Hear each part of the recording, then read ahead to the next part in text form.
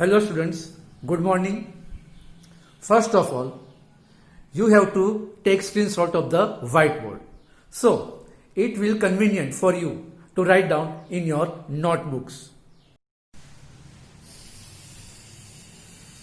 Today, we will learn rules for cash and credit transaction. It is very important rules for accountancy. तो आज हम पढ़ेंगे कि कोई भी ट्रांजेक्शन कैश है या क्रेडिट है, वो हम कैसे आइडेंटिफाई करेंगे। तो कैश ट्रांजेक्शन हम कैसे आइडेंटिफाई करेंगे, तो उसके रूल्स है। ये रूल्स आपको बहुत ही अच्छी तरह से आपके नोटबुक में कॉपी करने हैं, क्योंकि ये जो रूल्स है आपको किसी भी टेक्स्ट बुक में या किसी भी प्रैक्टिस वर्क या कोई भी रेफरेंस बुक में मिलने वाले नहीं। Now first, cash transaction.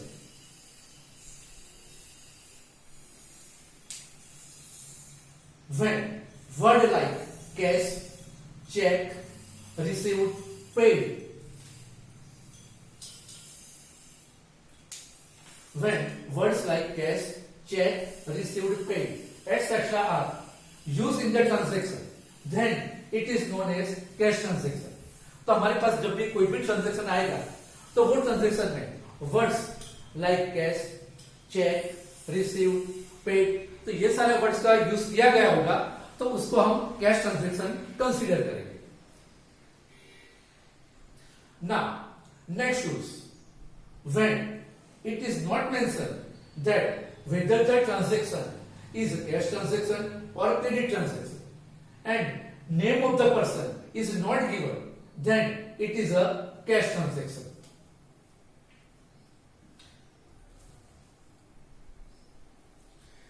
तो इसका मतलब क्या होता है, जब भी कोई ट्रांजैक्शन है तो वो ट्रांजैक्शन कैश है या क्रेडिट है, वो कुछ भी मेंशन नहीं किया है, and name of the person is not given, and वो ट्रांजैक्शन के अंदर name of the person is not given मतलब कौन सा पर्सन है, कोई नाम नहीं दिया है। यहां पर्सन का मीनिंग होता है लाइव पर्सन, लीगल पर्सन, सारे पर्सन इंक्लूड हो जाता है। लाइव पर्सन मतलब जैसे रमेश भाई, सुरेश भाई, आकाश, ये सारे लाइव पर्सन हो गए। और आर्टिफिशियल लीगल पर्सन मतलब जैसे कोई बैंक का नाम है, bank of Baroda, bank of India, किसी कंपनी का नाम है, रिलायंस इंडस्ट्री, टाटा इंडस्ट्री, या फिर कोई शॉप का नाम है, अंबिका एंटरप्राइज, ओम एंटरप्राइज, पटेल ट्रेडर्स, तो ये सारे नाम होते हैं। तो ये सारे नाम है वो पर्सन में इंक्लूड हो जाते हैं।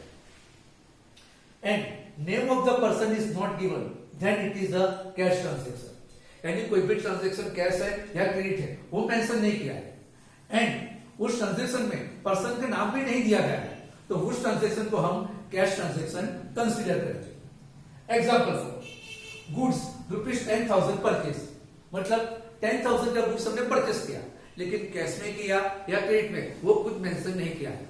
तो फिर अगर कैश में किया या क्रेडिट में वो मेंशन नहीं किया है, तो सेकंड रूल्स क्या है कि अंदर नेम है, आप चेक करो कि ट्रांजेक्शन में कोई नाम लिखा है, तो आप देख सकते हो कोई भी नाम यहाँ पर मेंशन नहीं किया गया है।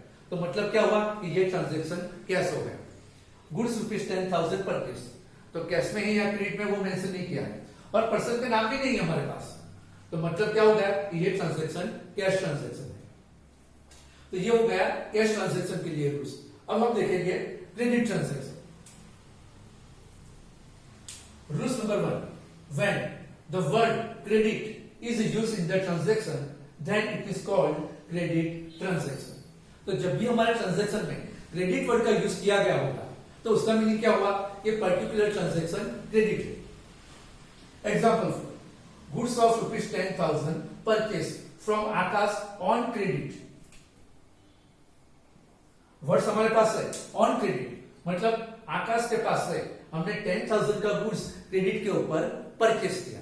अब क्रेडिट मतलब पहले आपको ये पता होना चाहिए, एक कैश ट्रांजैक्शन मतलब जब भी कोई सेल और परचेज का ट्रांजैक्शन होता है और इमीडिएटली हम पेमेंट कर देते हैं या हमें इमीडिएटली पेमेंट रिसीव हो जाता है, तो वो हो गया कैश ट्रांजैक्शन।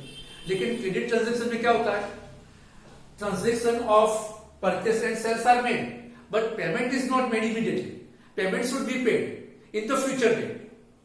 तो क्रेडिट ट्रांजैक्शन में क्या होता है, पेमेंट हम इमीडिएटली नहीं करते हैं, पेमेंट हम फ्यूचर की कोई डेट पे करने का प्रॉमिस करते हैं। तो ये ट्रांजैक्शन में डायरेक्टली मेंशन किया है कि goods of ₹10,000 purchase from Akash on credit, मतलब हमने क्रेडिट में गुड्स परचेस किया है, पैसा हम अभी नहीं दे रहे, पैसा हम बाद में देंगे, मतलब ये हो गया credit transaction. Rules number 2, when it is not mentioned that whether the transaction is cash transaction or credit transaction, but name of the person is given, underline करना है खास, name of the person is given, then it is a credit transaction। तो जो particular transaction है वो cash है या credit है वो मेंशन नहीं किया है, लेकिन ट्रांजेक्शन में पर्सन का नाम ऑलरेडी मेंशन कर दिया गया है। तो अगर पर्सन का नाम हमारे पास है तो वो ट्रांजेक्शन हो जाएगा credit transaction. Example, goods of ₹10,000 purchase from Akash. तो हमने 10,000 का गुड्स आकाश के पास से परचेज किया, लेकिन कैश में किया या क्रेडिट में वो कोई मेंशन नहीं है। तो फिर हमें ये देखना है कि ट्रांजेक्शन के अंदर नेम ऑफ द पर्सन है या नहीं है। तो आप देख सकते हो यहाँ पे आकाश का नाम है, तो name of the person is given, so it is credit transaction, right.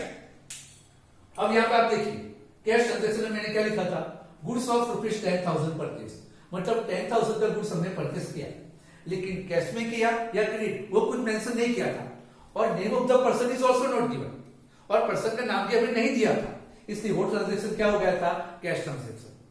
तो स्टूडेंट ये रूल्स आपको खास ध्यान में रखने हैं, ये रूल्स आपको बराबर आ गए, आपने बराबर उसको लर्न कर लिए, तो आगे जो भी हमारे प्रैक्टिकल चैप्टर हमारे आएंगे तो वो आपको बहुत ही इजी लगेंगे। Let us try to understand this concept with the help of example.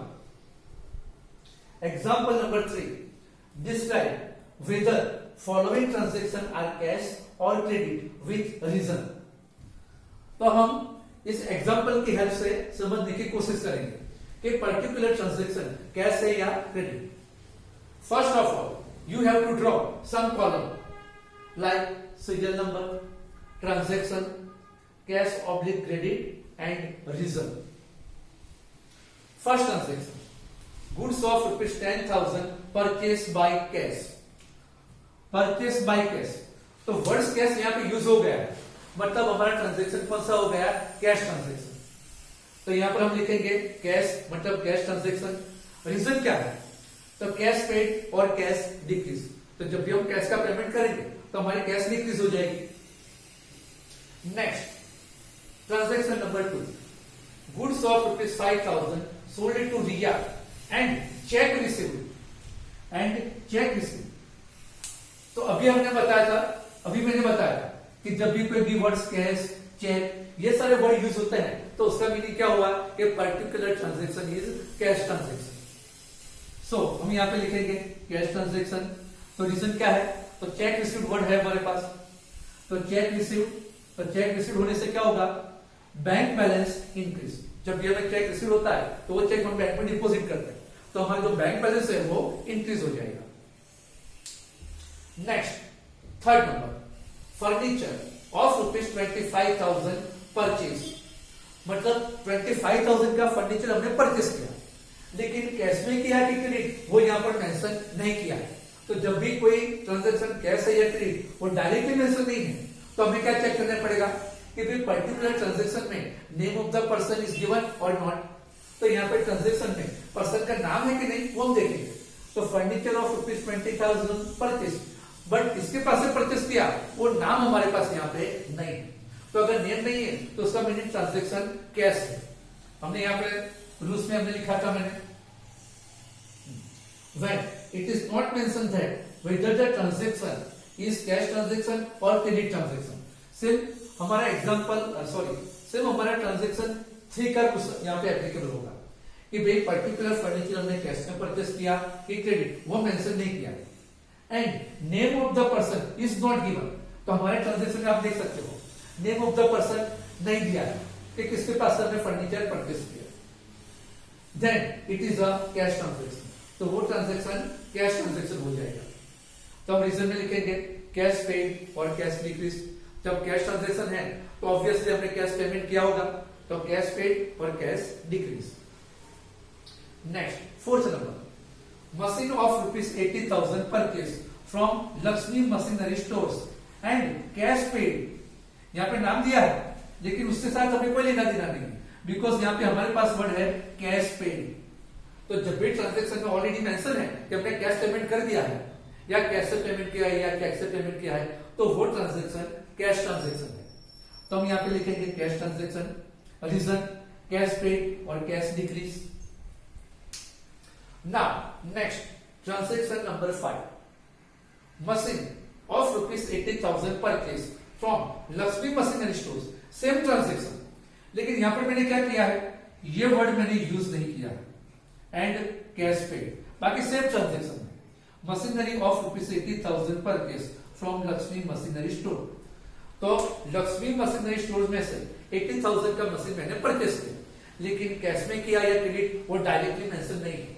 तो जब भी ट्रांजेक्शन कैश है या क्रेडिट वो डायरेक्टली मेंशन नहीं है, तो हमें क्या चेक करना है कि whether the name of the person is given और नॉट गिवन। तो यहां पर हमारे पास नेम ऑफ द पर्सन है लक्ष्मी मशीनरी स्टोर्स, वो नेम ऑफ द पर्सन होगा, तो हमारा ट्रांजेक्शन कैसा हो जाएगा, क्रेडिट। अब हम रीजन लिखेंगे, नो कैश और क्रेडिट वर्ड इज यूज। तो कैश और क्रेडिट कोई वर्ड यूज हुआ नहीं है, बट नेम इज गिवन, लेकिन पर्सन का नाम हमारे पास है, इसलिए ट्रांजेक्शन कौन सा हो गया, क्रेडिट ट्रांजेक्शन।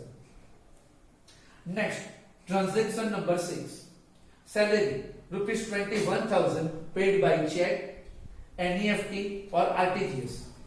अब चेक का मतलब आपको पता है, चेक से हमने पेमेंट किया तो चेक वर्ड आ गया, तो हमारा ट्रांजेक्शन कौन सा हो गया, कैश। रीजन में क्या लिखेंगे, वर्ड चेक इज यूज। लेकिन कई बार एग्जाम में क्या होता है, salary of rupees 21,000 paid bye NEFT और आरटीजीएस। तो ये एनईएफटी और आरटीजीएस क्या है, तो एनईएफटी और आरटीजीएस पेमेंट करने की एक मेथड है, उसकी हेल्प से हम एक अकाउंट में से दूसरे अकाउंट में पैसा ट्रांसफर कर सकते हैं। एक फैसिलिटी हमें बैंक प्रोवाइड करती है, उसको हम कहते हैं एनईएफटी और आरटीजीएस। जब आपका उसी में चैप्टर नंबर 3 में ये पूरी शॉर्ट नोट आएगी, तब आप उसको पता चलेगा कि भाई ये एनईएफटी क्या है और आरटीजीएस। अभी मैं आपको उसका फुल फॉर्म बता देता हूं। एनईएफटी मतलब नेशनल इलेक्ट्रॉनिक फंड ट्रांसफर, और आरटीजीएस का मीनिंग होता है रियल टाइम ग्रॉस सेटलमेंट। तो ये दो क्या है, ये दो मेथड है जिसकी हेल्प से हम पैसा एक अकाउंट में से दूसरे अकाउंट में ट्रांसफर कर सकते हैं। तो कई बार क्या होता है, चेक वर्ड यूज नहीं किया होगा, लेकिन क्या होगा, salary of rupees 21,000 paid bye NEFT. तो एनईएफटी, आरटीजीएस ये वर्ड्स भी आते हैं, तो आपको समझ लेना है कि ट्रांजैक्शन हमारा कैश है। तो हम यहां पे लिखेंगे cash transaction, word cheque is use, या एनईएफटी है तो वर्ड एनईएफटी इज यूज, ऐसा आप लिख सकते हो। Last transaction, goods of rupees 8,000 purchase from Ravi on credit. यहां पर नाम दिया गया है, नाम हमारे पास है, लेकिन नाम यहां पर कोई मायने नहीं रखता है। क्यों, क्योंकि हमें बताया गया है हमने गुड्स परचेज किया, लेकिन कैसे परचेज किया है, on credit. When words cash और credit is given, then name of the person is not important. जब भी ट्रांजैक्शन हमारा कैश है या फिर क्रेडिट में, ऐसा डायरेक्टली मेंशन कर दिया गया है, तो फिर नाम है कि नहीं है वो हमें देखने की जरूरत नहीं है। तो goods of rupees 8,000 purchase from Ravi on credit, जब मेंशन किया क्रेडिट में परचेज किया है, तो हमारा ट्रांजैक्शन क्रेडिट हो जाएगा। तो क्रेडिट ट्रांजैक्शन, रीजन में लिखेंगे वर्ड क्रेडिट इज यूज। तो स्टूडेंट ये मोस्ट इंपॉर्टेंट रूल्स है हमारे लिए। अगर आपको ट्रांजैक्शन कैश है, क्रेडिट है, या आइडेंटिफाई करना आपको आ गया, तो आगे जितने भी चैप्टर आएंगे वो आपको बहुत ही इजीली आपको आ जाएंगे, उसमें आपको कोई तकलीफ पड़ेगी नहीं। तो अब आप शांति से उसका स्क्रीनशॉट ले लीजिए और फिर आपकी नोटबुक में अच्छी तरह से कॉपी कर लेना, क्योंकि ये जो रूल्स है आपको कहीं पर भी मिलने वाले नहीं। अब आपको क्या करना है, एक एग्जाम्पल होमवर्क में सॉल्व करना है। एग्जाम्पल नंबर 4, 4 कैसा है एग्जाम्पल नंबर, तो फर्स्ट एग्जाम्पल था हमारा economic transaction and non economic, जो मैंने आपको एक्सप्लेन किया था। सेकंड एक इलस्ट्रेशन 1, वो मैंने आपको होमवर्क में किया था, वो सीरियल नंबर 2 हो गया। फिर ये हो गया हमारा सीरियल नंबर 3, और अब जो होमवर्क वाला है तो सीरियल नंबर में आएगा 4। तो example number 4 illustration 2, text book में पेज नंबर 28 के ऊपर। तो ये एग्जाम्पल आपको अपने आप सॉल्व करना है। अगर एग्जाम्पल सॉल्व करने के टाइम आपको कोई भी प्रॉब्लम है तो आप मुझे मैसेज कर सकते हो, फोन कर सकते हो। मेरा फोन नंबर आपके जो अपना जो ग्रुप है स्कूल का, वो ग्रुप में ऑलरेडी है, तो आप कभी भी मुझे फोन कॉल या फिर मैसेज कर सकते हो।